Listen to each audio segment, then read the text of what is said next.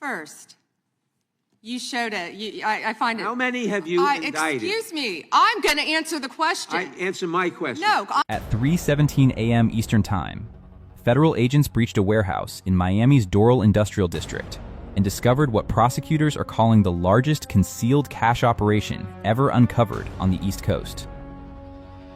Inside a facility registered to a legitimate import-export logistics company, ICE and FBI teams found $215 million hidden in custom-built compartments within shipping containers, false floors, and hollowed-out industrial machinery. The money was vacuum-sealed, organized by denomination, and ready for international transfer. But the cash was just the beginning.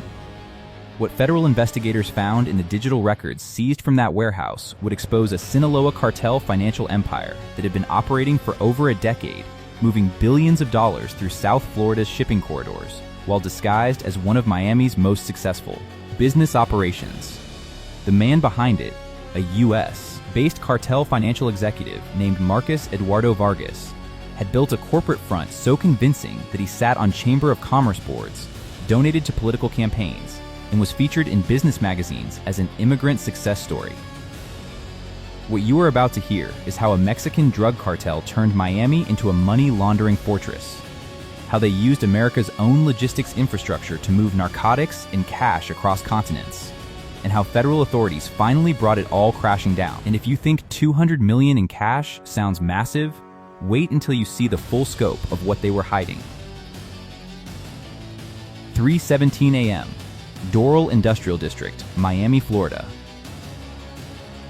The night is thick with humidity that clings to everything like a wet blanket. Streetlights cast long shadows across rows of identical warehouses that line the access roads near Miami International Airport. The distant hum of cargo planes taking off breaks the silence, their engines roaring as they climb into the dark sky. Then, engines cut.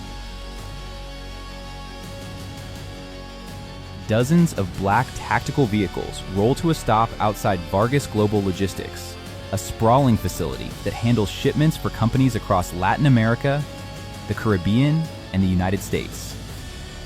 Doors open quietly. Over 60 federal agents, a combined strike force of ICE Homeland Security Investigations, FBI, D, and Miami-Dade SWAT, move with coordinated precision. Thermal imaging confirms targets inside. Overwatch teams take positions on rooftops. Breach teams stack at every entrance, their movements synchronized like a military operation. At exactly 3:19 a.m., the signal is given. Battering rams hit reinforced steel doors. Flashbangs detonate in rapid succession, lighting up the interior like lightning strikes. Agents pour into the facility, moving through rows of stacked shipping containers, forklifts, and pallet racks, filled with boxes labeled as agricultural products, textiles, and industrial parts. Suspects scatter. Some try to run for side exits but are tackled by agents in full tactical gear. Others freeze with their hands up, faces showing shock and terror. In the main warehouse floor, agents begin systematically searching containers. What they find stops them cold. The first container appears normal, filled with crates of ceramic tiles stacked neatly on wooden pallets. But when agents pry open a false panel in the floor, they discover stacks of bundled cash. $20 million vacuum sealed in plastic, organized by $100 bills. The second container holds machinery parts, heavy industrial equipment that looks legitimate at first glance. But hidden inside, hollowed-out industrial compressors, another $30 million. The third container, supposedly filled with coffee beans from Colombia, has a double wall. Inside, $45 million in US currency. Container after container reveals the same pattern. Every single one has been modified with hidden compartments engineered with precision that rivals military-grade concealment. By the time agents finish the initial sweep, they have found $215 million in cash. But in a back office, separated from the warehouse floor by a soundproof door, agents discover something that changes everything. A command center. Wall-mounted monitors display live feeds from security cameras covering every angle of the facility. Desktop computers are still logged into encrypted financial software showing wire transfers, currency exchange rates, and shipment manifests. And on the main desk, a laptop opened to an email chain between Marcus Vargas and contacts, identified only by codenames. The subject line of one email reads, Phase 3 expansion approved. Increase Miami capacity to 500 M per quarter. By 7:42 a.m., inside an FBI cyber forensics lab in Miramar, Florida, analysts are tearing through the data pulled from the seized servers and devices. What they uncover is not just a money laundering operation. It is a fully integrated financial ecosystem designed to move Sinaloa cartel profits through legitimate channels without triggering a single federal alert. The operation had a code name, Project Sentinella, the Sentinel. It was a system built over 12 years, starting small with single shipments and growing into a continental network that processed over $2 billion annually. The structure was brilliant in its simplicity. Vargas Global Logistics operated as a real company. It had employees who clocked in and out every day. It had clients who were legitimate businesses with no idea they were working alongside a cartel front. It had contracts, tax filings, audited financial statements, and a corporate office with a reception desk and motivational posters on the walls. It moved legitimate cargo for legitimate businesses. But hidden within that legitimate flow were the cartel's assets. Cash was smuggled into the U.S. from Mexico using modified cargo trucks that crossed the border at Laredo and McAllen, then transported to Miami via long-haul routes disguised as commercial freight. The trucks had hidden compartments built into their frames, concealed behind legitimate cargo loads. Border inspections rarely caught them because the modifications were sophisticated enough to pass visual inspections and even some scanning technology. Once in Miami, the cash was stored in the warehouse until it could be moved offshore. Vargas used a network of shell companies, over 40 different corporate entities registered in Delaware, Nevada, Panama, and the British Virgin Islands. These companies engaged in fake transactions with each other. Ghost invoices for consulting services that were never provided. Phantom real estate deals for properties that did not exist. Inflated purchase orders for non-existent goods. Every transaction appeared legitimate on paper, each one designed to justify large wire transfers that moved money out of the U.S. and into foreign accounts controlled by the Sinaloa cartel. The money then re-entered the global financial system as clean capital, invested in luxury real estate, cryptocurrency exchanges, and international trade ventures. But the system required protection. And that is where the corruption began. Analysts discovered that Vargas had systematically compromised officials across multiple agencies. Monthly payments of $15,000 went to a senior customs inspector at the Port of Miami, who ensured that certain shipping containers were flagged for expedited processing and never opened for inspection. His job was to wave through specific shipments to make sure the right containers moved through the port without scrutiny. Payments of $20,000 per month went to a logistics coordinator within the Miami-Dade Port Authority, who altered shipping manifests and provided advance notice of federal enforcement sweeps. She had access to internal communications and could warn Vargas days before any raid was scheduled. Payments went to a deputy within the U.S. Marshals Service, who leaked information about ongoing investigations and warned Vargas when surveillance teams were active. He provided detailed intelligence on federal task force operations, giving the cartel time to move assets and cover their tracks. And payments went to a Florida state legislator, a man named Senator Gerald Hartman, who used his position to advocate for reduced oversight of import-export businesses, arguing that excessive federal scrutiny harmed economic growth and discouraged investment in South Florida. His digital signature appears on encrypted authorizations approving certain high-value shipments. His personal email account contains messages coordinating logistics with Vargas directly. This is not corruption. This is command-level collusion. This is a state legislator who turned South Florida into a protected corridor for one of the most dangerous drug cartels in the world. And what federal investigators are seeing is not the end of the operation. It is just the beginning. Because Project Sentinella was not designed to move money. It was designed to move power at 5 a.m. The following morning, inside a Joint Operations Command Center at ICE headquarters in Washington, D.C., federal coordinators authorize a multi-state takedown operation. A massive digital map fills 3 projection screens, showing red markers pulsing across Florida, Georgia, Texas, California, and even New York. Each marker represents a Vargas-linked asset. Warehouses, shell company addresses, real estate holdings, distribution points. Over the next 72 hours, more than 800 federal agents, supported by local SWAT teams, U.S. Marshals, and Coast Guard units, execute coordinated raids across 5 states. In Fort Lauderdale, agents hit a luxury condo tower where Vargas maintained a penthouse under a corporate LLC. Inside, they find another $12 million in cash, hidden in custom-built safes disguised as furniture. The safes are built into the walls, behind mirrors and inside closets, designed to look like architectural features rather than hiding spots. In Tampa, a shipping facility registered to one of Vargas's shell companies is raided. Agents discover 2 tons of cocaine concealed in industrial equipment being prepared for export to Europe. The cocaine is packed inside hydraulic systems and sealed with industrial-grade materials that would pass most inspections. In Atlanta, a trucking company that transported goods between Miami and the Midwest is revealed as a cartel logistics front. Agents seize methamphetamine and fentanyl pills hidden in modified fuel tanks.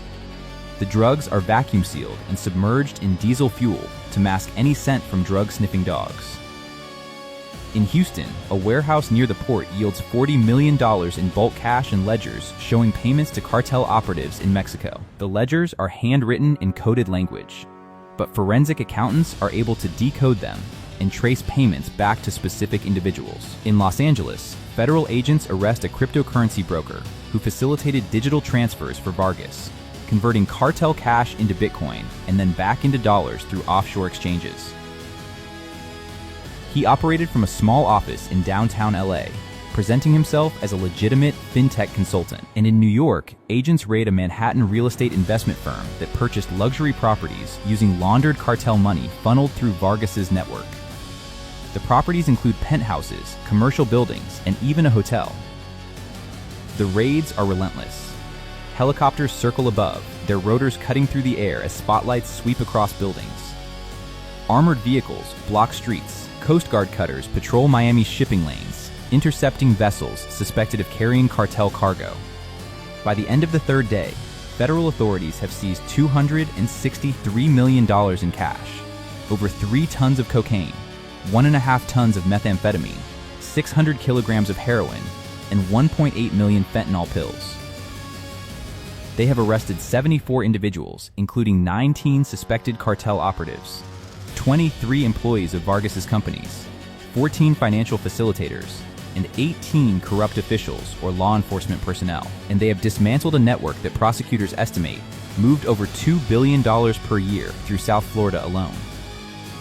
One senior ICE official, standing in front of the seized cash displayed in a federal evidence facility, tells reporters that the Sinaloa cartel took a financial blow in 72 hours that will take them years to recover from. The underworld, he says, took more damage in 3 days than in the last decade. But as investigators dig deeper into the seized files, the full scope of the infiltration becomes clear. And it is worse than anyone imagined. Vargas had not just bribed a few officials, he had systematically purchased operational control over key points in South Florida's logistics infrastructure. Analysts discover payment records showing monthly deposits to 12 different individuals across federal, state, and local agencies. A senior customs officer who processed over 40 suspicious shipments without flagging a single one. A port security supervisor who disabled cameras during specific time windows when cartel cargo was being moved. A county transportation planner who ensured that certain truck routes avoided way stations and inspection checkpoints.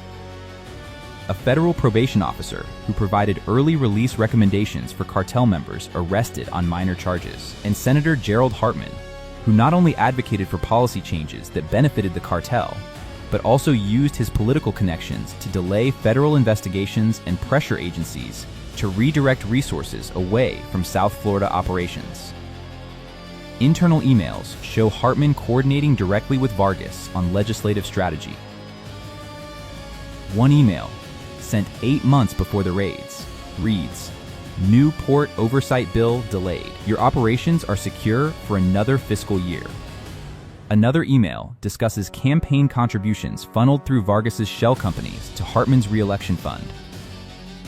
The contributions were disguised as donations from individual supporters, but the money trail leads directly back to cartel accounts.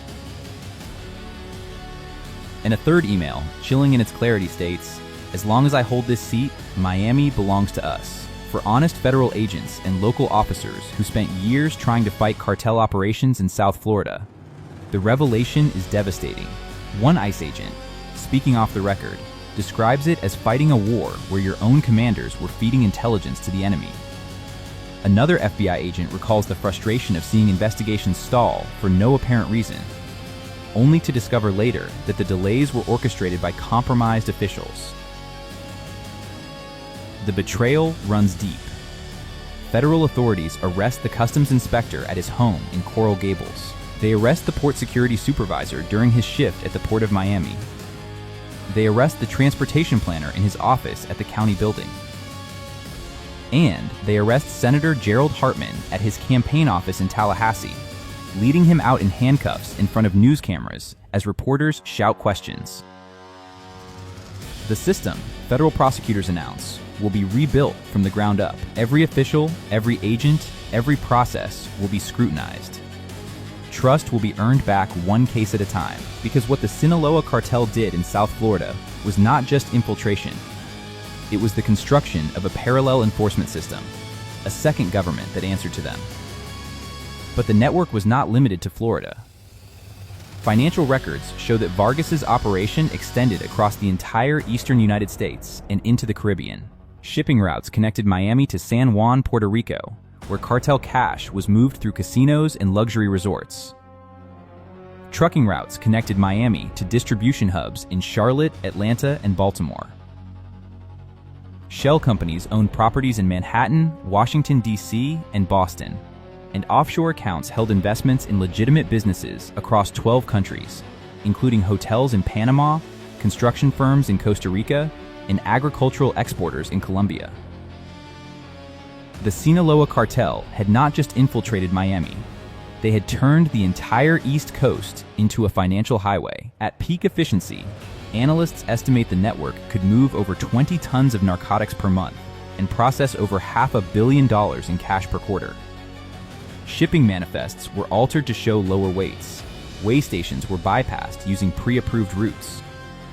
Port inspections were scheduled during shifts when compromised officers were on duty. And when federal enforcement did increase, Vargas had contingency plans. He maintained backup warehouses in Hialeah and Opa-locka, alternate smuggling routes through the Everglades and the Florida Keys, and secondary financial networks ready to activate if the primary system was compromised. The contingency plans were detailed and comprehensive, showing a level of strategic planning that federal investigators compare to corporate disaster recovery protocols. Investigators also discover a final, catastrophic document buried in Vargas's encrypted files. A strategic plan titled Phase 4, Institutional Anchoring. The plan outlined the cartel's long-term goal to make their operations so embedded in South Florida's economy that removing them would cause widespread economic disruption. Vargas had been instructed to purchase controlling stakes in port-adjacent real estate, invest in legitimate shipping companies, and fund political campaigns for candidates who supported deregulation and reduced federal oversight. The goal was not just to launder money, it was to own the infrastructure. One line from the document reads, "When the economy depends on our capital, enforcement becomes politically impossible." Another section discusses using immigrant advocacy nonprofits as fronts to argue against ICE enforcement, framing cartel-related arrests as attacks on vulnerable communities. The strategy was to weaponize public opinion and political pressure to create a protective shield around cartel operations. And a final section, marked urgent and dated just 3 months before the raids, discusses expanding operations into Jacksonville and Savannah to create additional cartel fortresses along the southeastern shipping corridor. The document includes detailed timelines, budget allocations, and target officials for recruitment. The system was not infiltrated, it was redesigned, and if federal authorities had not moved when they did, the plan would have succeeded. As the final arrests are made and the evidence is compiled, federal prosecutors prepare what they are calling one of the largest organized crime cases in U.S. history. Marcus Eduardo Vargas faces charges of money laundering, racketeering, conspiracy to distribute narcotics, and operating a continuing criminal enterprise. If convicted on all counts, he faces life in federal prison without the possibility of parole. Senator Gerald Hartman faces charges of bribery, conspiracy, and obstruction of justice. His political career is over, his reputation destroyed, and he faces decades behind bars. The compromised officials face charges ranging from corruption to treason. And the Sinaloa cartel members arrested in the raids face decades in federal prison. But the victory comes with a sobering realization. The Sinaloa cartel did not just smuggle drugs and launder money. They studied the system, identified its weaknesses, and exploited them with corporate precision. They understood that violence attracts attention, but money buys silence. They understood that the best way to beat law enforcement is not to fight them, but to hire them. And they understood that power does not always announce itself with gunfire and bloodshed. Sometimes it just quietly takes a seat at the table and waits. The cost of what the Sinaloa cartel built in Miami is not measured in dollars alone. It is measured in lives destroyed by fentanyl that moved through those shipping lanes. Every one of those 8 million fentanyl pills seized represents potential overdoses, potential deaths, potential families torn apart. It is measured in families torn apart by addiction fueled by cocaine and methamphetamine that flowed through Vargas's network. Neighborhoods that became drug markets because cartel distribution reached every corner of the East Coast. Communities where children grew up surrounded by violence and addiction because the cartel had turned their streets into retail drug operations. And a system that was supposed to protect people but was turned into a weapon for profit. Federal authorities are calling this operation a success, and in many ways it is. Over $250 million seized, tons of narcotics taken off the streets, a network that took 12 years to build, dismantled in 72 hours. But the success comes with a warning, because if one man, operating out of a single warehouse in Miami, could build this much power, could compromise this many officials, could move this much money, then the question is not whether it is happening elsewhere. The question is where.